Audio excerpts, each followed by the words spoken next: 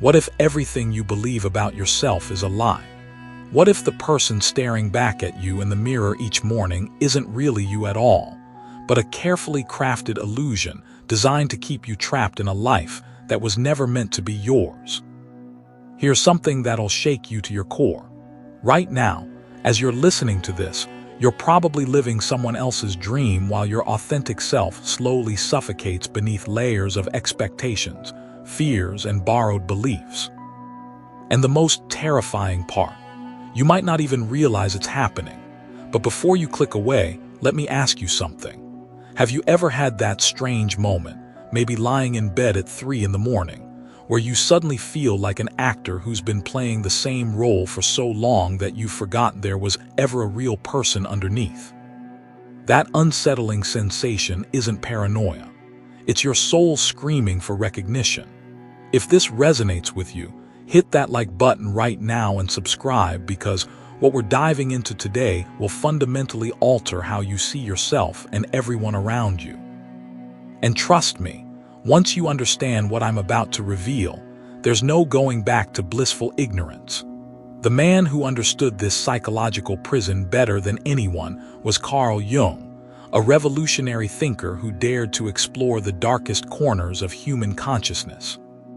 Jung discovered something that most people spend their entire lives running from: the realization that we are all living lies, and the path to freedom runs straight through the parts of ourselves we're most afraid to face. You see, from the moment you took your first breath, a conspiracy began. Not the kind involving shadowy government figures, but something far more insidious. Society, your family, your education system, even your own mind conspired to create a version of you that would fit neatly into acceptable boxes. They taught you to smile when you felt like crying, to be rational when your heart was screaming, to shrink yourself to make others comfortable. Think about it. How many times were you told to be realistic when you shared your wildest dreams? How often did you learn to bite your tongue instead of speaking your truth? Each time you did this, a little piece of your authentic self got buried deeper, replaced by what Jung called the persona, the mask you wear to survive in a world that rewards conformity over authenticity. But here's where it gets absolutely mind-blowing. While you've been perfecting this social mask, feeding it with approval and validation like some kind of psychological vampire, another part of you has been growing in the darkness. Jung called this the shadow, and it contains everything you've rejected about yourself. Your anger, your wild desires, your unconventional thoughts, your messy emotions, all of it banished to the psychological underground because it didn't fit. Most people live their entire lives terrified of their own shadow, believing it's some kind of evil force that needs to be kept locked away. But what if I told you that your shadow isn't your enemy, it's your greatest teacher? What if the very things you're ashamed of are actually the keys to your freedom? Let me paint you a picture. This is projection in action, and once you understand it, you'll never see human behavior the same way again. That arrogant person who infuriates you, they're reflecting your own suppressed confidence. That overly emotional colleague who makes you cringe, they're showing you the feelings you've learned to numb. That rebellious friend who seems so free while you feel trapped, they're embodying the wildness you've sacrificed for security. But here's the revolutionary part. Instead of continuing to judge these qualities in others, what if you started reclaiming them in yourself? This is what Jung called shadow integration, and it's the beginning of true psychological freedom. When you start owning your anger, your desires, your unconventional thoughts, something magical happens. You stop being triggered by others because you're no longer at war with yourself. Now, let me hit you with something even more profound. Jung believed that buried within your psyche are ancient patterns called archetypes, universal blueprints that have shaped human behavior for thousands of years. These aren't just interesting psychological concepts. They're active forces in your life right now, influencing your decisions, your relationships, and your deepest fears and desires. Think about the stories that have captivated humanity across all cultures and centuries. The hero's journey, the wise mentor, the innocent child, the great mother, the trickster, the lover. These aren't just entertainment, they're maps of the human psyche. And every single one of these archetypal energies exists within you, waiting to be understood and integrated. Consider the hero archetype for a moment. This is the part of you that feels called to something greater, that dreams of transcending your current limitations and becoming the person you were meant to be. But the hero's journey isn't a fairy tale, it's a psychological roadmap. Every real transformation requires you to leave the familiar, face your fears, confront your shadow, and ultimately return transformed. The problem is, most people get stuck in the first stage.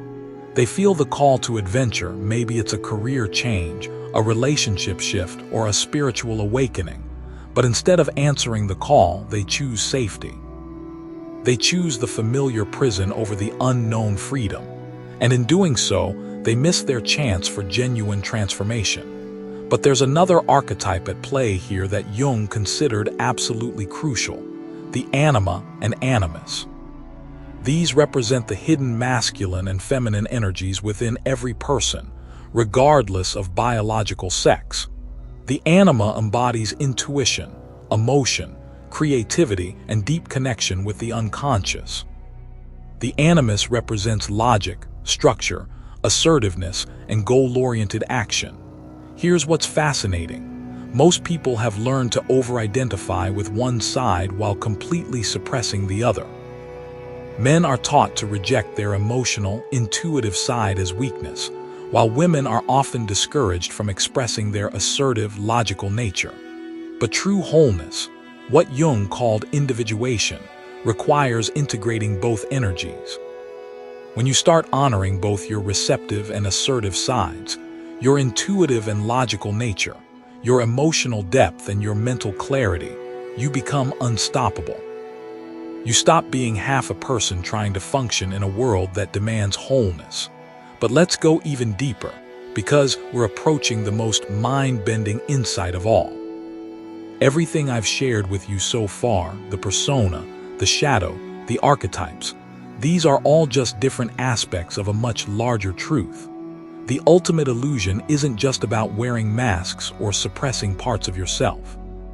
The ultimate illusion is the belief that you are a fixed, separate, limited individual at all.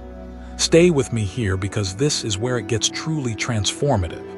Jung realized that the ego, that voice in your head that constantly defines who you are and who you're not, is itself a construction. It's not your truest identity. It's just a useful tool for navigating physical reality. But when you over-identify with the ego, when you mistake it for your entire being, you trap yourself in a prison of limitation. What if you're not just John or Sarah from Nebraska, who works in accounting and has trust issues from childhood? What if that entire identity is just one small facet of something infinitely greater? Jung pointed toward what he called the self, not the small self of ego and personality, but the vast self that encompasses everything you are and everything you could become. This self doesn't just include your conscious thoughts and memories. It includes the wisdom of your ancestors, the collective experiences of humanity, the deep intelligence of your body, and potentials you haven't even imagined yet. You are not a separate individual struggling alone in a hostile universe. You are a unique expression of the same consciousness that moves the stars, grows the trees, and beats your heart without any conscious effort on your part. But if this is true, why don't we feel this connection? Why do we experience separation, suffering, and limitation? The answer is simple but profound. Because we've been hypnotized by our own thoughts. We've become so identified with our mental commentary about reality that we've forgotten reality itself. Think about it this way. Right now, as you listen to these words, there's a voice in your head commenting on what you're hearing. It might be agreeing, disagreeing, analyzing, or wandering off to think about something else entirely. Most people mistake this mental chatter for themselves, but it's not you, it's just thinking happening. When you start to observe this voice instead of being completely identified with it, something extraordinary occurs. You begin to realize that you are the awareness that observes the thoughts, not the thoughts themselves. You are the consciousness in which all experiences arise and pass away. And this consciousness isn't limited by the stories your mind tells about who you are. This is the ultimate finding of yourself, not discovering a better personality or a more successful identity, but recognizing the unlimited awareness that you've always been underneath all the mental constructions. It's not about adding something new to yourself. It's about removing the obstacles to recognizing what was always already here. Jung called this process individuation, but it's really about becoming undivided, whole, integrated, and aligned with your deepest nature. It's about stop living as a fragment of yourself and embracing the totality of what you are. So how do you actually begin this journey? How do you start dismantling the illusions and reclaiming your authentic power? Jung offered several pathways, and I want to share the most practical ones with you. First, start paying attention to your dreams. Dreams aren't random neural garbage, they're direct communications from your unconscious mind. Your psyche is always trying to show you what you need to see, and dreams bypass the ego's defenses.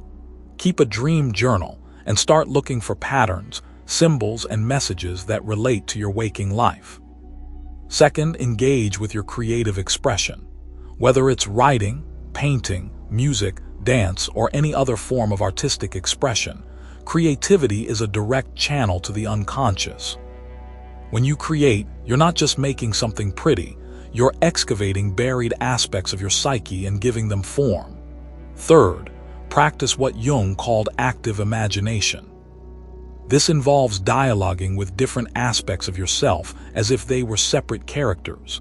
You might have a conversation with your fear, your anger, your creativity, or any other psychological component. This isn't about developing multiple personalities.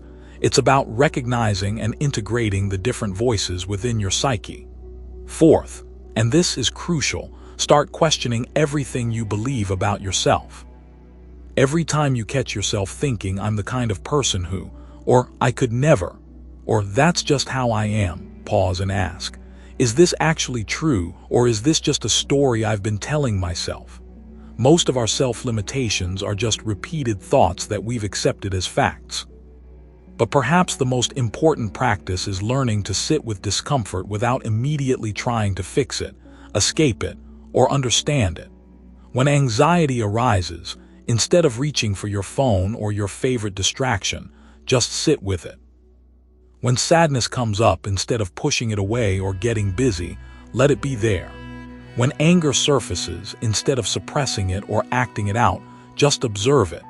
This isn't about becoming passive or accepting harmful situations.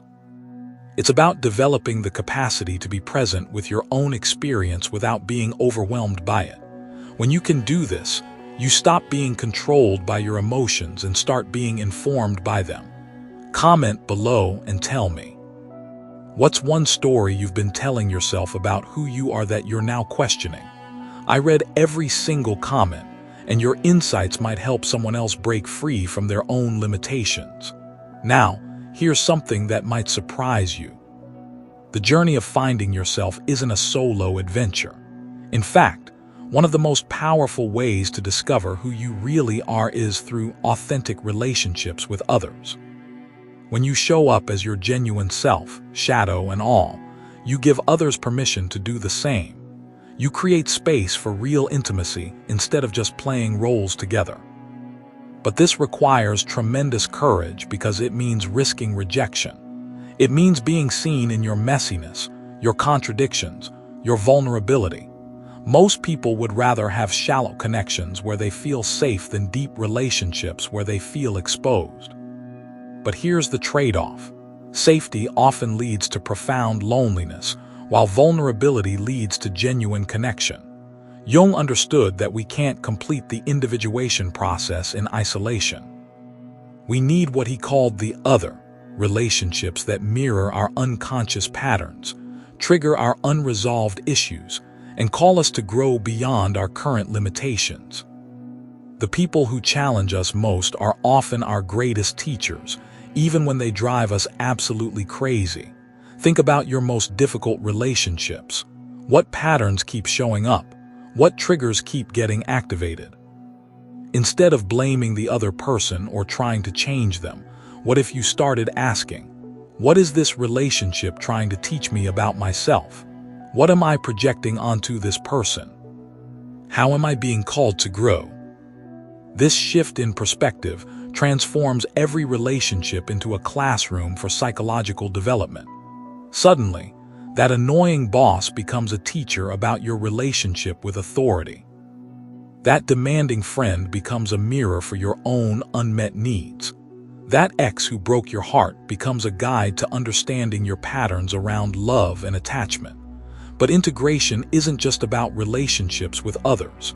It's also about your relationship with life itself. Most people are either fighting against reality or trying to escape from it. They spend their energy resisting what is while fantasizing about what should be. This creates a constant state of internal conflict and suffering. Jung proposed something radical. What if you started treating your life circumstances as perfectly designed to facilitate your psychological development? What if every challenge, every disappointment, every unexpected turn was exactly what your psyche needed to evolve? This doesn't mean becoming passive or accepting harmful situations. It means recognizing that life has an intelligence far beyond what your ego can comprehend, and that intelligence is always working to bring you into greater wholeness. When you align with this evolutionary force instead of fighting against it, you discover a power and grace that you never knew existed. Share this video with someone who's ready to stop living a lie and start embracing their authentic power. Tag them in the comments and let them know you're thinking about them. Now, let's talk about something that most people completely misunderstand: the role of suffering in psychological development. Our culture teaches us that suffering is bad, that it should be avoided at all costs, that happiness is the ultimate goal. But Jung had a radically different perspective. He believed that suffering isn't a mistake or a problem to be solved, it's information. It's your psyche's way of telling you that something needs attention, integration, or transformation. When you try to escape suffering instead of listening to it, you miss its message and perpetuate the very patterns that created it. Consider depression, one of the most common forms of psychological suffering in our modern world. Instead of seeing depression as a chemical imbalance to be medicated away, what if we saw it as the psyche's way of saying, stop? Stop the relentless activity, stop the constant doing, stop trying to be someone you're not, and start paying attention to what's really going on inside. This doesn't mean that medication or therapy aren't helpful. They can be incredibly valuable tools. But when we approach suffering with curiosity instead of resistance, with the assumption that it has something important to teach us, we access its transformative power instead of just trying to make it go away. Jung himself went through what he called his confrontation with the unconscious, a period of intense psychological upheaval that lasted several years. During this time, he experienced visions, heard voices, and questioned his own sanity. But instead of trying to suppress these experiences, he engaged with them, recorded them, and learned from them. This period became the foundation for all his later insights about the human psyche. Your own dark nights of the soul aren't signs that something is wrong with you.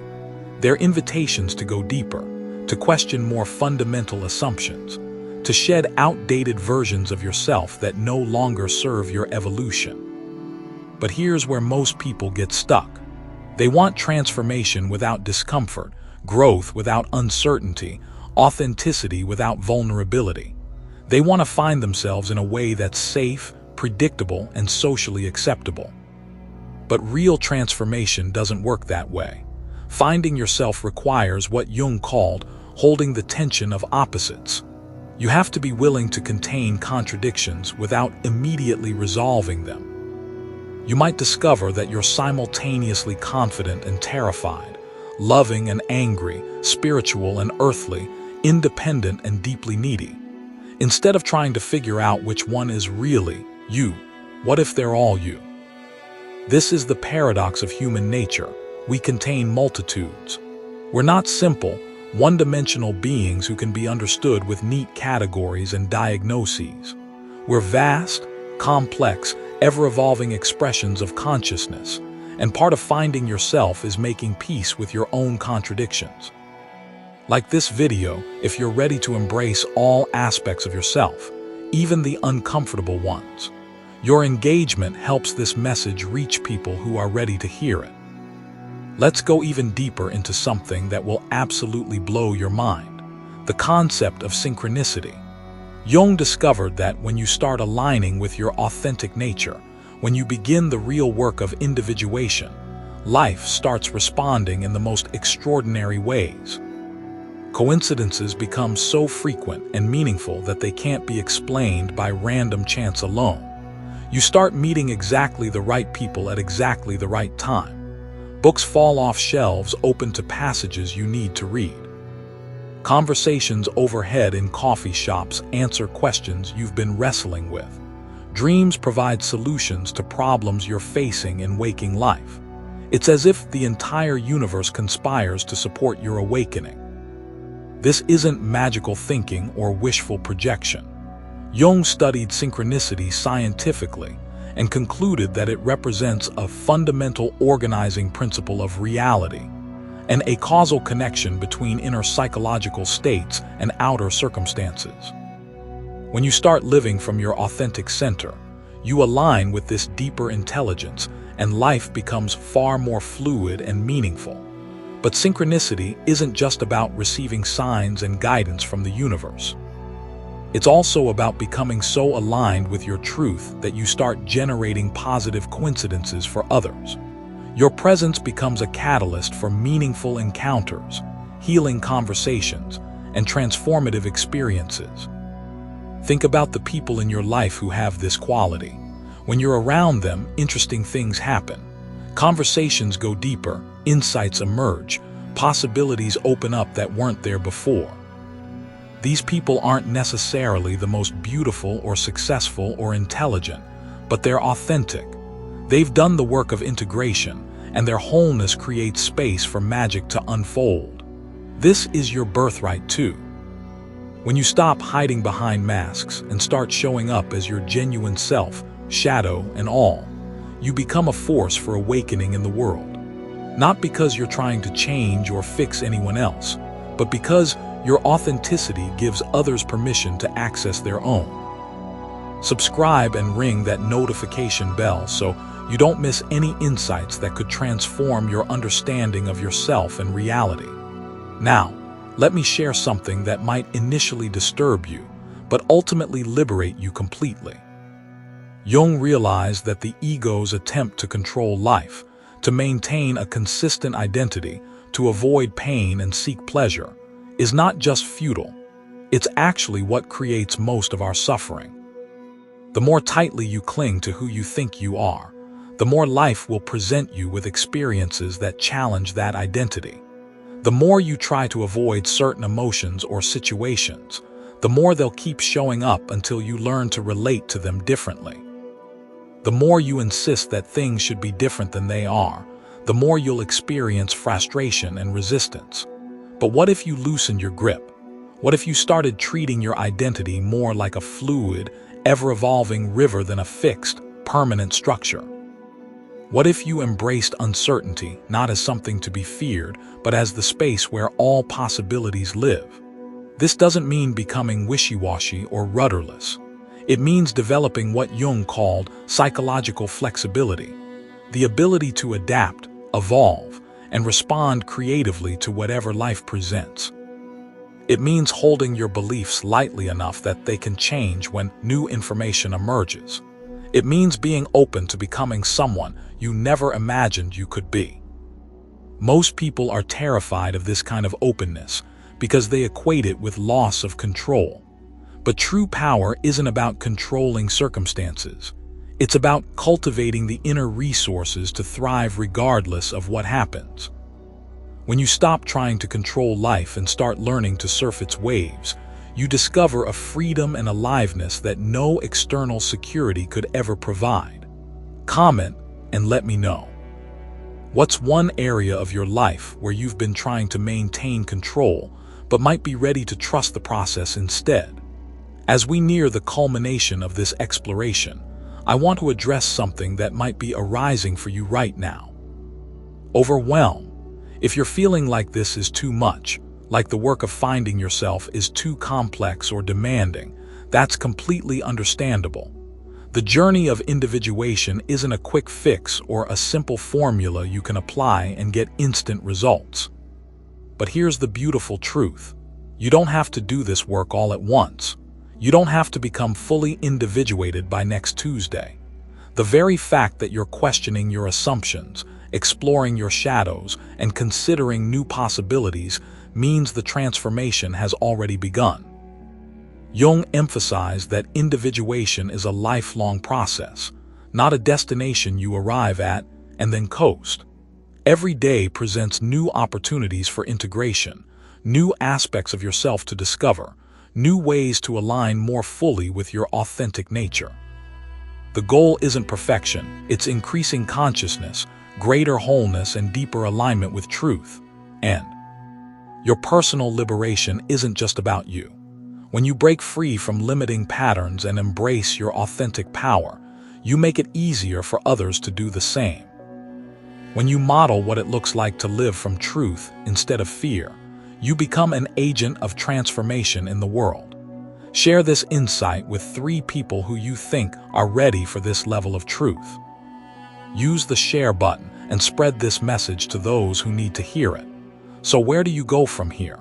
How do you integrate everything we've explored and actually begin living differently? Jung would say that the most important step is to simply begin. Start where you are with what you have, however imperfectly. Begin by noticing. Notice when you're performing instead of being authentic. Notice when you're projecting your shadow onto others instead of owning it yourself. Notice when you're operating from ego instead of deeper wisdom. Awareness is always the first step toward change. Then start experimenting. Try expressing thoughts you usually keep to yourself. Try setting boundaries you've been afraid to set. Try pursuing interests that excite you even if they don't make logical sense. Small acts of authenticity create momentum for larger transformations. Most importantly, be patient and compassionate with yourself. You've spent years, maybe decades, creating the current version of your identity. It's going to take time to unpack all those layers and discover what's underneath. There will be setbacks, confusions, and moments when you want to give up and go back to the familiar. But the person you really are, underneath all the conditioning, beneath all the fears, beyond all the stories you've told yourself, that person is absolutely magnificent. They're creative, powerful, loving, and wise in ways you can't even imagine yet. They're not waiting for permission or for perfect circumstances. They're waiting for you to stop running and come home. Jung believed that the privilege of a lifetime is being who you are. Not who you think you should be, not who others want you to be, but who you truly, authentically, magnificently are. This is the greatest adventure possible, the journey from the false self to the true self, from unconsciousness to awareness, from separation to wholeness. Your authentic life is not a luxury or a pipe dream. It's your responsibility. It's what you owe to yourself, to the people who love you, and to the world that needs your unique gifts. The time for hiding is over. The time for masks and roles and playing it safe has passed. Life doesn't begin when you get the perfect job, find the perfect relationship, or achieve the perfect circumstances.